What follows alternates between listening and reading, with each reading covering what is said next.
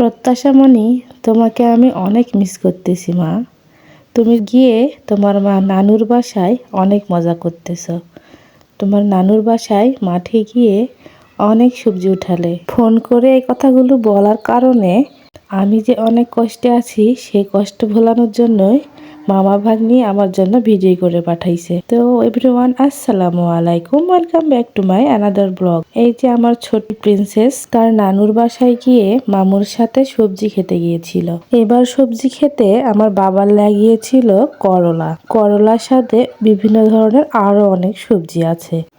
এর আগেও একটি ভিডিওতে আপনাদের দেখাইছিলাম আবার বাবার মাঠ। তবে ওই মাঠের ফসলগুলো আলাদা, এই মাঠের ফসলগুলো আলাদা, দুই ক্ষেত। তো এই ক্ষেতে বাবা চারপাশে লাগাইছিল ঘাস। আমার বাবা যেহেতু গরু লালন পালন করে সেহেতু জমির চারপাশ দিয়ে ঘাস লাগিয়েছিল, আর মাঝখানে করলা, তারপর কচু যেটা আমরা বই বা কেউ সজি আর কি নামে জানি, এটা আমি জানি না, আমরা কচুর বই বলে থাকি। সেগুলো ওই যে দেখেন কচুর পাতা, এগুলো নিচে হয়ে থাকে। তারপর রসুন আছে, ওই পাশে বেগুন আছে, কাঁচামরিচ আছে। তো আমার ভাই যেহেতু ভিডিও করেছিল করলার উঠাচ্ছিল, এই জন্য করলাগুলোই দেখাইছিল।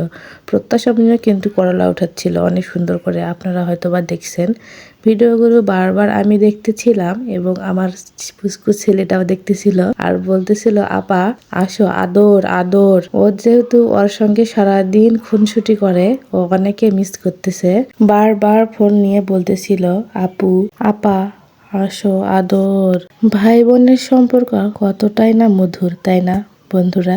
আমরাও দুই ভাই বোন ছিলাম খুব আদরের, ছোট থেকেই অনেক মধুর। আর এখনো আমরা দু ভাই বোন এত বড় হয়ে গেছি যে এতটা খুনসুটি করি বাসায় গেলে যা বলার মতো না। তো আর কি বলি, মেয়েদের জীবনটাই এমন, একদিন বিয়ে হয়ে যাবে, শ্বশুর বাড়িতে যেতে হবে, পরিবারের সবাইকে রেখে চলে যেতে হবে অন্য আরেক পরিবারে। তো আমার ভিডিওগুলি যদি আপনাদের ভালো লেগে থাকে অবশ্যই লাইক, কমেন্ট ও শেয়ার করে পাশে থাকবেন। আল্লাহ হাফেজ।